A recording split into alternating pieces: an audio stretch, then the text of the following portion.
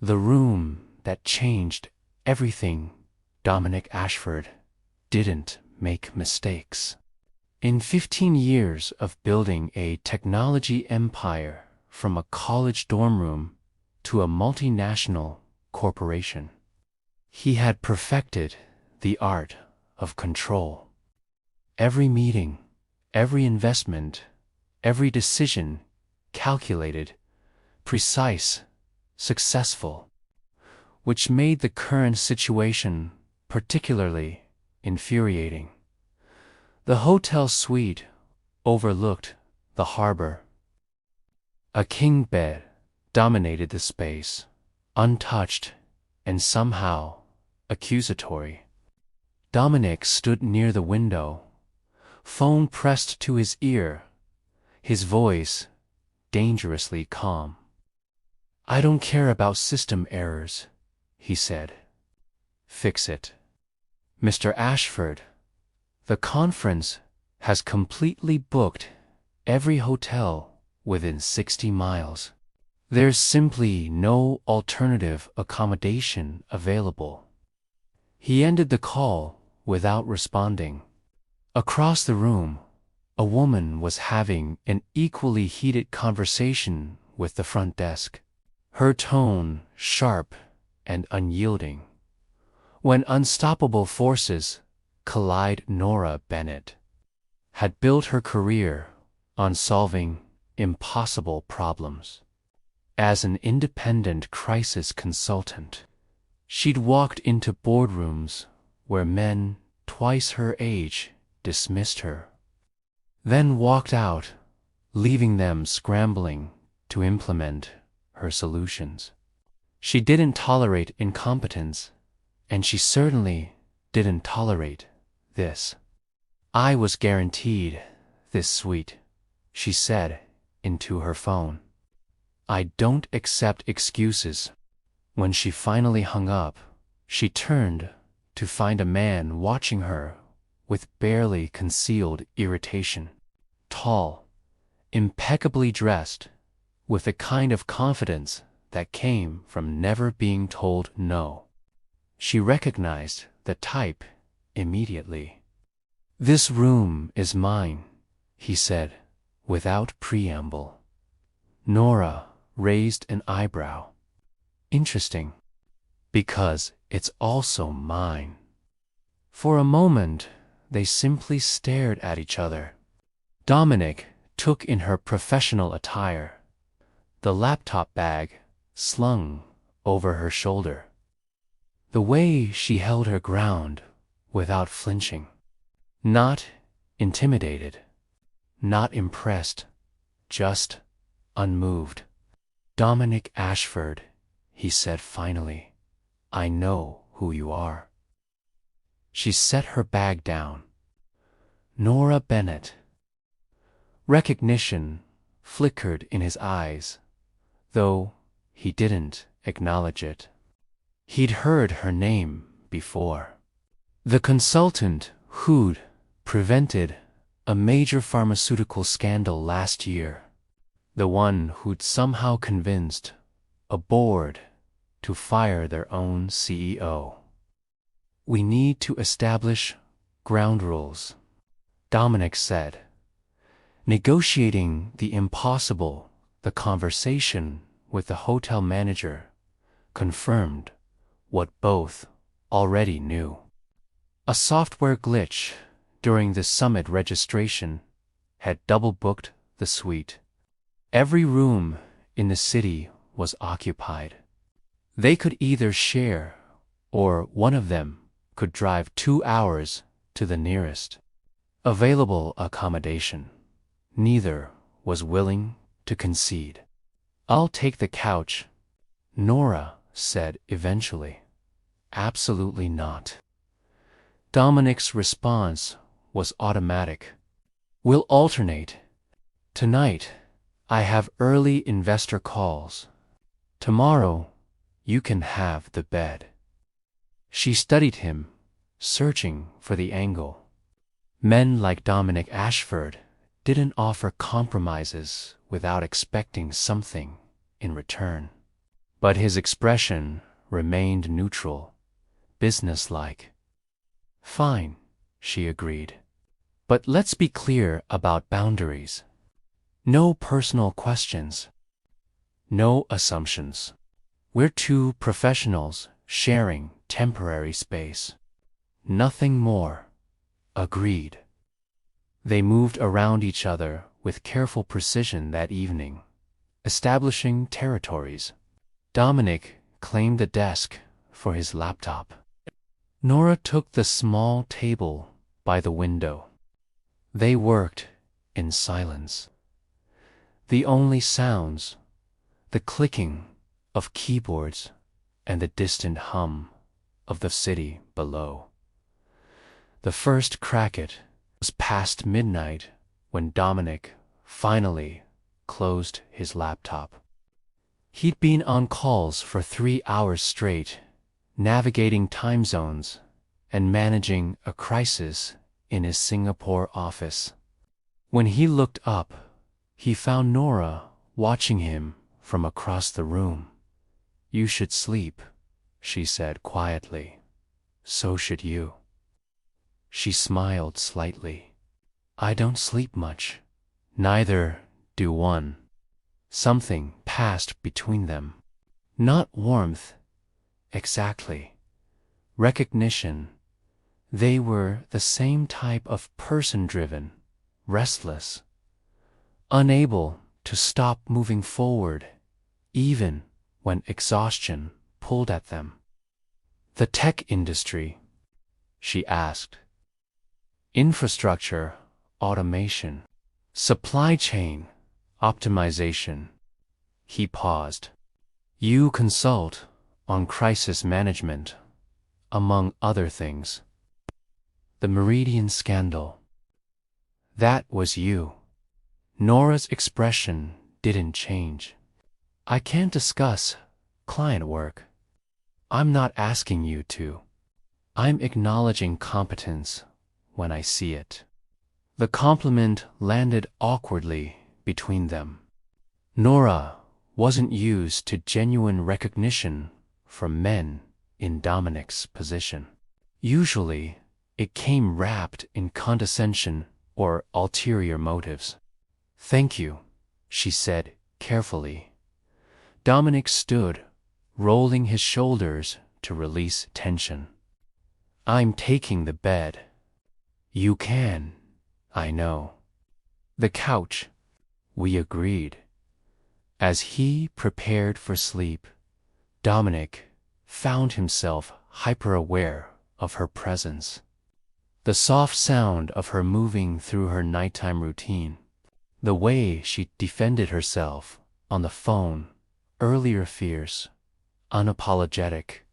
He'd spent years surrounded by people who agreed with him. This woman clearly had no intention of doing so. It should have annoyed him. Instead, it felt like the beginning of something he hadn't planned for. Something he wasn't entirely sure he could control. The morning after control morning arrived with golden light spilling through the floor-to-ceiling windows. Dominic woke at 5:30, as he always did, his internal clock more reliable than any alarm. The suite was quiet, except for the soft rhythm of breathing from the couch. He moved silently through his morning routine, selecting a navy suit from his garment bag, fastening platinum cufflinks with practiced efficiency. When he emerged from the bathroom, Nora was already awake, sitting upright with her laptop balanced on her knees. "Coffee," she offered, gesturing to a pot she'd apparently ordered from room service. "Thank you." He accepted the cup, surprised by the gesture. "You didn't have to. I didn't do it for you. I needed it myself." But there was no edge to her voice. Just simple honesty. They sat in companionable silence for several minutes, both scrolling through emails, sipping coffee as the city slowly awakened below them. Dominic found himself studying her profile when she wasn't looking. Without the armor of confrontation, she seemed younger, more vulnerable. Dark circles shadowed her eyes, suggesting she'd slept even less than he had. Rough night, he asked before he could stop himself. Nora glanced up. I thought we agreed no personal questions. That wasn't personal. It was observational. She almost smiled. The couch is fine. I've slept in worse places. That sounds like a story. It is. One I'm not telling. The conference crucible, the business summit, occupied 3 floors of the convention center. A carefully orchestrated display of corporate power and networking rituals. Dominic navigated it with ease, his reputation preceding him. People stepping aside to let him pass. Nora moved through the same space differently. She had to work for every conversation, prove herself in every introduction. Dominic watched from across the exhibition hall as a senior executive dismissed her with barely concealed condescension. Something tightened in his chest. Anger, he realized. On her behalf, during the keynote address, they ended up seated in the same row, separated by 3 empty chairs. The speaker droned on about digital transformation and innovative synergies. Dominic's phone buzzed continuously with messages he ignored. Halfway through, Nora leaned slightly in his direction. This is painful, she whispered. I've heard better presentations from undergraduate interns. He agreed quietly. Her eyes sparkled with suppressed laughter. At least they'd have more recent data. For the first time since they'd met, Dominic smiled. Really smiled. The expression felt strange on his face, like a muscle he'd forgotten how to use. The lunch that changed perceptions, the executive luncheon, was invitation only, held in a private dining room with crystal chandeliers and waiters who moved like shadows. Dominic had a reserved seat at the head table.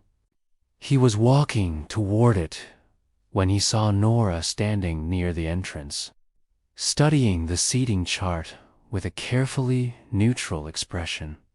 She didn't have an assigned place. Without thinking. You're sitting with me. She turned, surprise flashing across her face. Dominic, I wasn't invited to this event. I shouldn't. You were invited by me. Just now, before she could protest further, he guided her to the head table and pulled out the chair beside his own. Several people stared. Dominic ignored them all. Why are you doing this? Nora asked quietly as they sat. Because you belong here more than half the people in this room. The meal proceeded with polite conversation and careful networking. Then a man across the table, a venture capitalist named Gregory Pierce, turned his attention to Nora. And what do you do, dear? His tone dripped with patronizing courtesy. Nora's smile didn't reach her eyes. I consult on operational risk and crisis management. Oh, how nice. Consulting. Gregory waved his fork dismissively. Everyone seems to be a consultant these days. The table fell silent. Dominic set down his glass with deliberate care. Nora prevented the Meridian pharmaceutical collapse, he said, his voice calm but carrying absolute authority.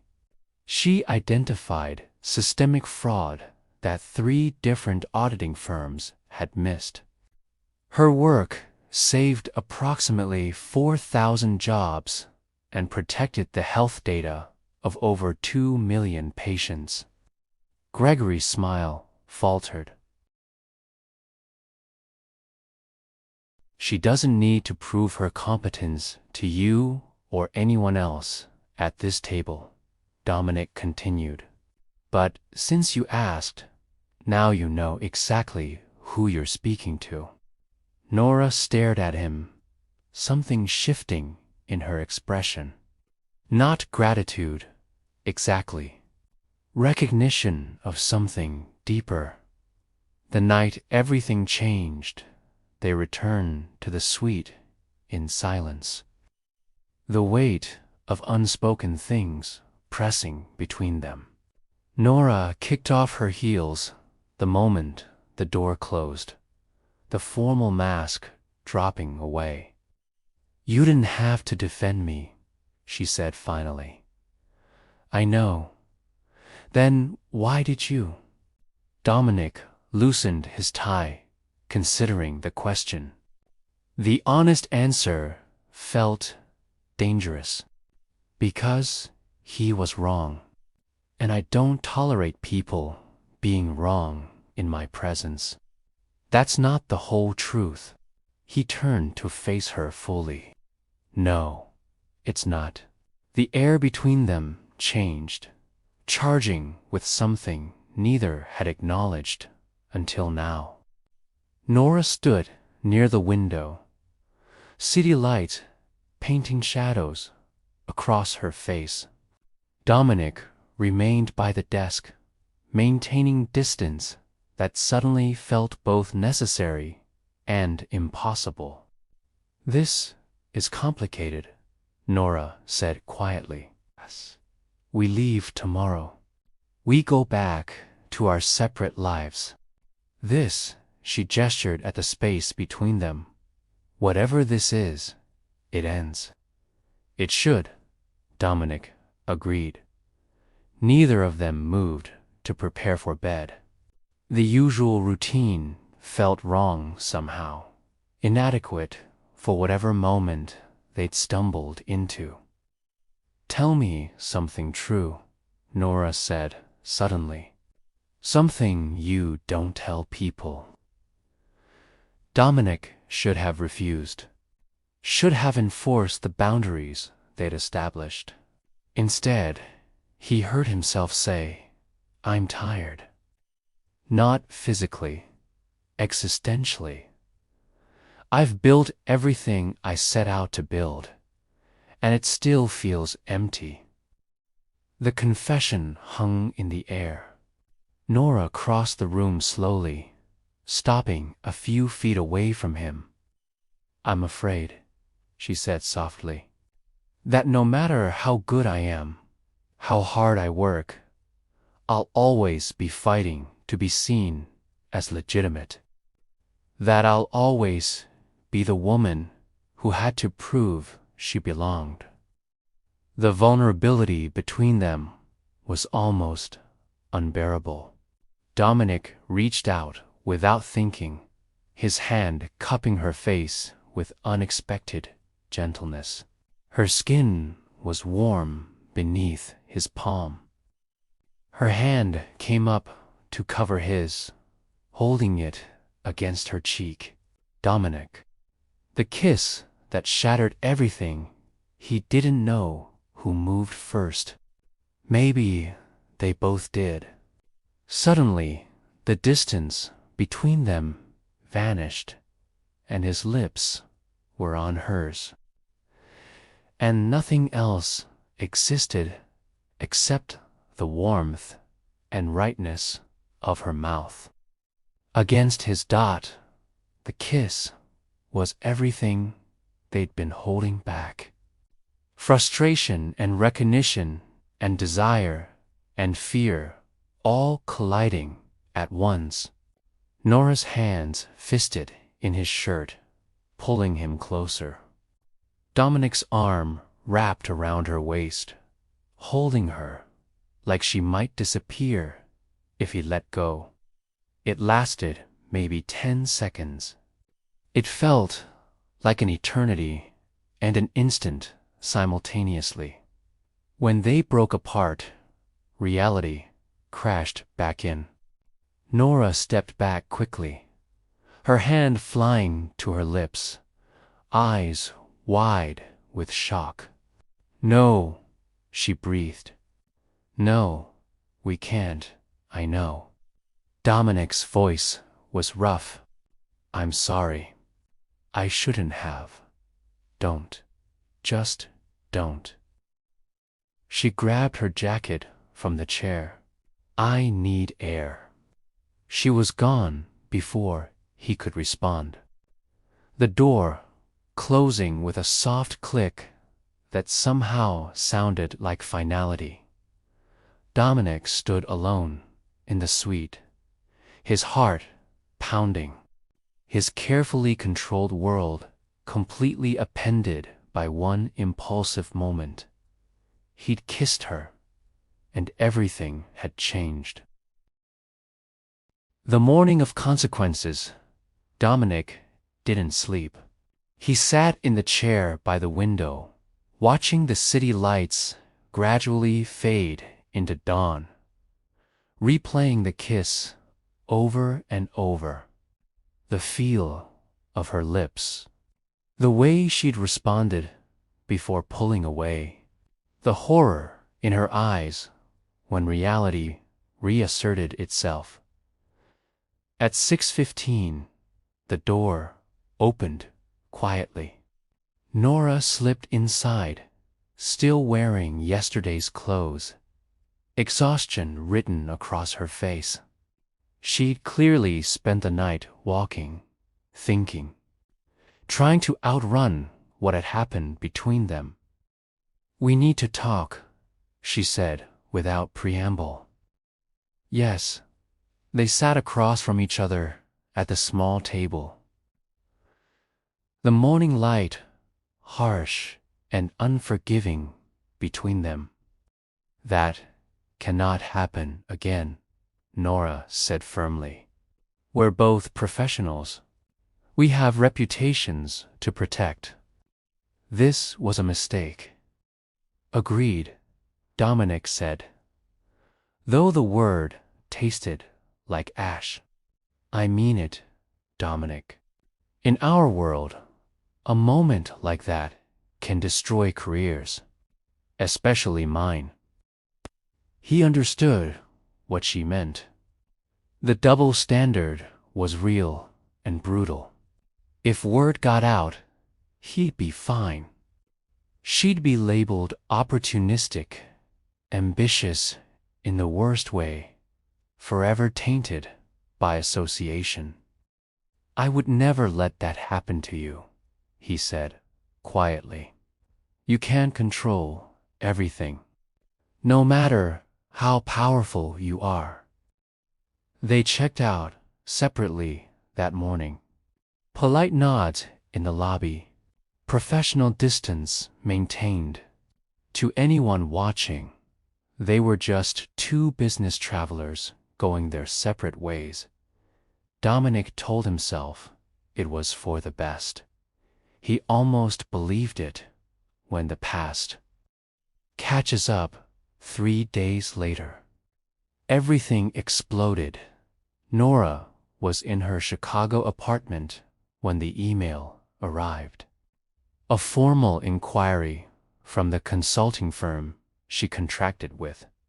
Someone from the summit had filed a complaint, suggesting she'd leveraged inappropriate access to influential executives, specifically Dominic Ashford, to advance her position.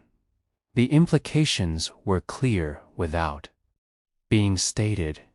Misconduct, impropriety, the oldest, ugliest assumption about successful women. Her contract was suspended pending investigation.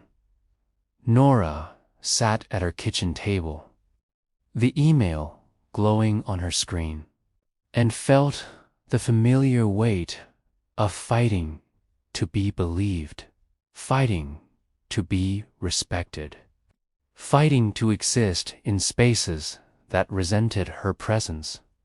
She didn't call Dominic. This was her battle. She'd been fighting it her entire career.